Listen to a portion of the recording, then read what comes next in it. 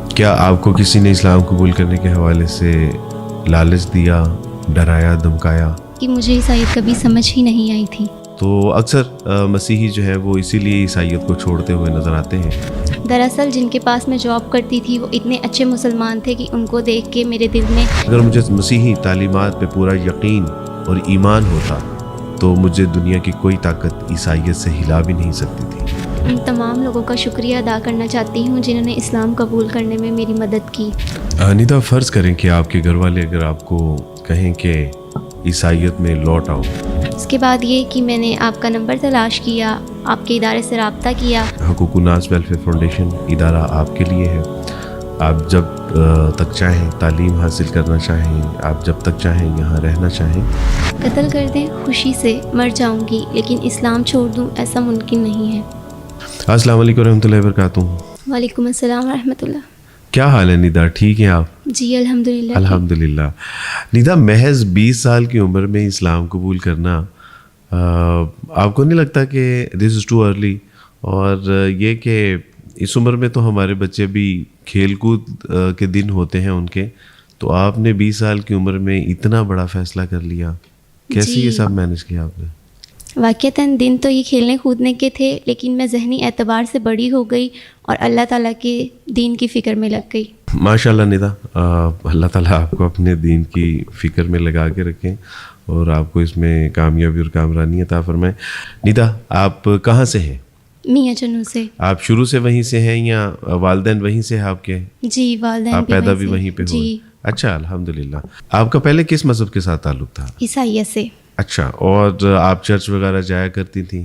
جی، جب میں چھوٹی تھی تب جایا کرتی تھی۔ اچھا، تو پھر کیا وجہ ہوئی عیسائیت سے؟ یعنی آپ متنفر ہو گئیں یا اسلام کی وجہ سے آپ نے عیسائیت کو چھوڑ دیا، یا پہلے آپ عیسائیت سمجھ نہیں آ رہی تھی پھر اسلام قبول کیا؟ تو کیا وجہ بنی عیسائیت کو چھوڑنے کی؟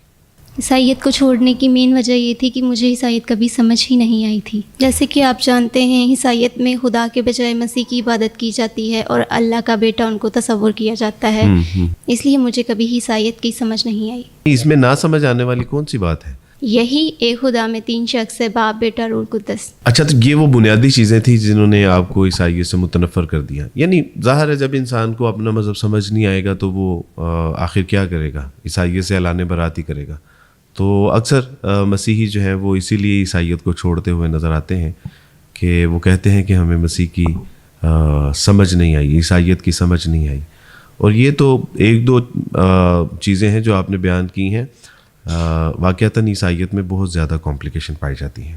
تو اسلام کے حوالے سے سب سے پہلے خیال کیسے آیا قبول کرنے کا؟ کیا آپ کو کسی نے دعوت دی تھی یا کسی نے تعارف کروایا تھا، یا خود سے ہی آپ کے ذہن میں یہ بات آ گئی؟ دراصل جن کے پاس میں جاب کرتی تھی وہ اتنے اچھے مسلمان تھے کہ ان کو دیکھ کے میرے دل میں اسلام کو جاننے کا شوق پیدا ہوا۔ اچھا، الحمدللہ۔ یقیناً یہ خوشی کی بات ہے کہ آپ جن کے ہاں تھیں وہ ایک اچھے سچے پکے مسلمان تھے، بلکہ باعمل مسلمان تھے۔ تو اللہ سبحانہ و تعالیٰ نے آپ کے دل میں ان کو دیکھ کے اسلام کو جو ہے وہ سیکھنے کا، پڑھنے کا شوق پیدا کیا۔ ہمارے صحابہ کرام رضوان اللہ اجمعین کی زندگیاں بھی ایسی تھیں۔ وہ اکثر کہا کرتے تھے کہ کونوا مثلنا، ہمارے جیسے ہو جاؤ، کامیاب اور کامران ہو جاؤ گے۔ تو اللہ سبحانہ و تعالیٰ ہم سب کو ایسا مسلمان بنائے کہ ہم لوگوں کو جو ہے وہ متاثر کر سکیں، اپنی ذات کے لیے نہیں بلکہ آخرت کی کامیابی اور کامرانی کے لیے۔ جی بالکل، اللہ سبحانہ تعالیٰ ہم سب کو ایسا بنا دے۔ ندا، کیا آپ مجھے بتا سکتی ہیں کہ وہ اسلام کا سب سے زیادہ خوبصورت پہلو کون سا ہے کہ جس نے آپ کو سب سے زیادہ متاثر کیا ہو؟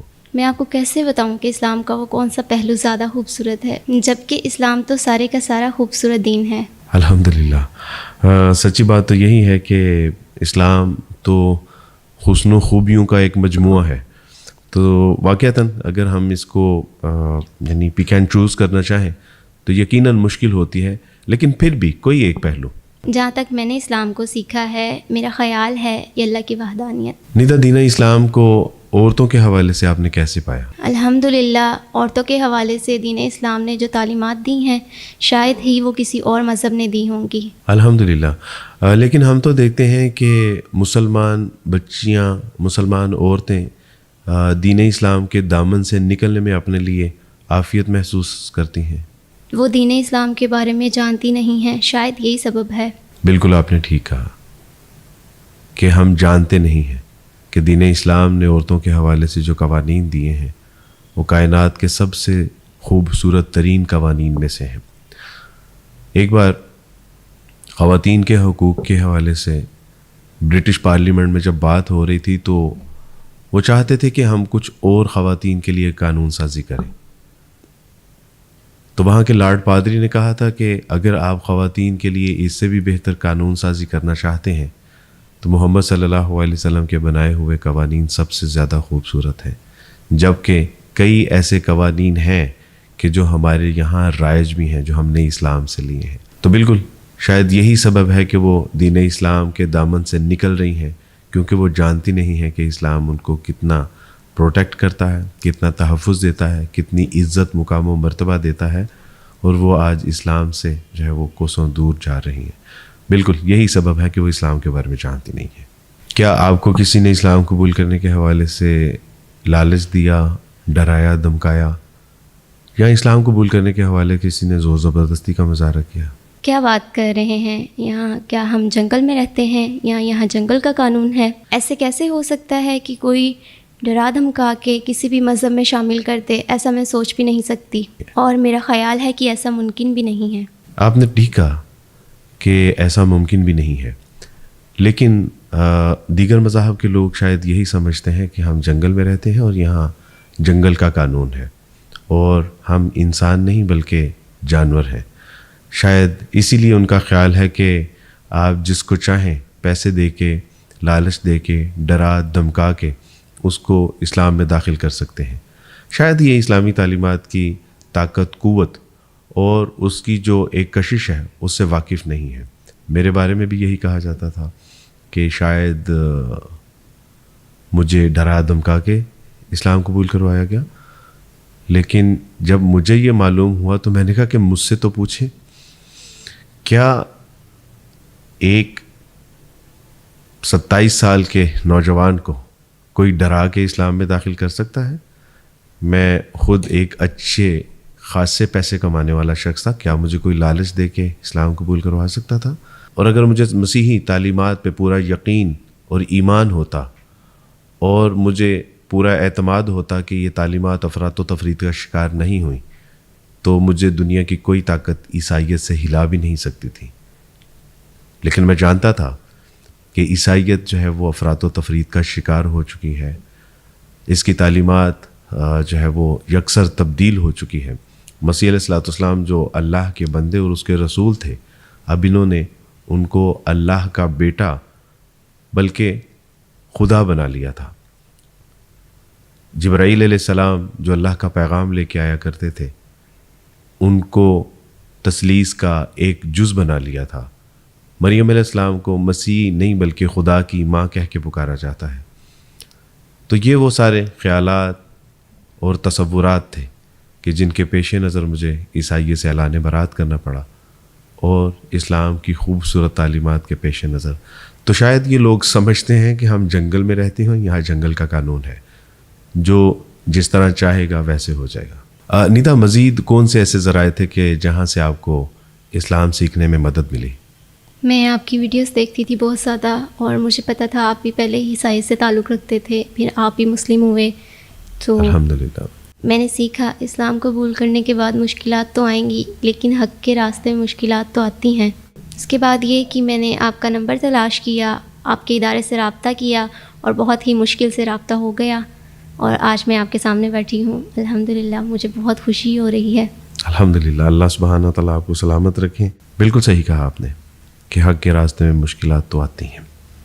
ایسے کیسے ممکن ہے کہ صحابہ کرام رضوان اللہ اجمعین اسلام قبول کریں تو ان کو گھروں سے نکال دیا جائے، ان کے بچے مال و متاع سے محروم کر دیا جائے، یہاں تک کہ ان کو قتل کر دیا جاتا تھا، اور ہم اسلام قبول کریں تو ہمیں ہار پہنائے جائیں، ہمیں اسٹیج کے اوپر بٹھایا جائے؟ تو یہ کیسے ممکن ہے؟ اللہ کا یہ اصول ہے، اللہ سبحانہ و تعالیٰ سے زندہ قرآن، احسب الناس ان یترکوا ان یقولوا آمنا فہم لا یفتنون، کہ کیا تم نے گمان کر لیا ہے کہ محض یہ کہنے پہ کہ ہم ایمان لائے ہیں اور چھوڑ دیے جاؤ گے، آزمائے نہیں جاؤ گے؟ تو یقیناً حق کے راستے میں آزمائش اور مشکلات تو آتی ہیں۔ ندا، امی کی یاد نہیں آتی؟ آتی ہے اور بہت زیادہ آتی ہے، لیکن کیا کر سکتی ہوں، بس میری دعا ہے کہ اللہ تعالیٰ ان کو بھی دین اسلام میں داخل فرمائے۔ انشاءاللہ آپ ان کے لیے دعا کرتے رہیں، اللہ سبحانہ تعالیٰ نے چاہا تو ایک دن وہ بھی آپ کے ساتھ آپ کے دین میں داخل ہوں گے انشاءاللہ۔ انشاءاللہ۔ ندا ابھی تو آپ کو چند دن ہوئے اللہ سبحانہ تعالیٰ کی توفیق سے اسلام قبول کیے اور آپ نے چہرے کا پردہ کرنا شروع کر دیا، تو آپ کو اس میں مشکل نہیں ہوتی؟ میرا تو بس نہیں چلتا کہ میں پوری دنیا کی مسلمان عورتوں کو بتاؤں کہ اسلام کی شہزادیاں پردے میں ہی اچھی لگتی ہیں۔ سبحان اللہ، میری دعا ہے کہ اللہ سبحانہ تعالیٰ آپ کا یہ پیغام پوری دنیا کی مسلمان عورتوں تک پہنچائے کہ وہ اس بات کو سمجھ سکیں کہ اسلام کی شہزادیاں ہمیشہ پردے میں ہی ہوتی ہیں، بے پردگی مسلمان عورت کا شیوا نہیں ہے۔ اللہ سبحانہ تعالیٰ سے دعا ہے کہ اللہ کی آپ کا جذبہ قبول و منظور فرمائے۔ آمین۔ ندا فرض کریں کہ آپ کے گھر والے اگر آپ کو کہیں کہ عیسائیت میں لوٹ آؤ، شاید اب یہ ممکن نہیں ہے۔ اور اگر انہوں نے آپ کو قتل کرنے کی دھمکی دی؟ جی، مرنا تو ایک دن سب نے ہے۔ یعنی آپ مرنے کے لیے تیار ہیں؟ قتل کر دیں خوشی سے مر جاؤں گی، لیکن اسلام چھوڑ دوں ایسا ممکن نہیں ہے۔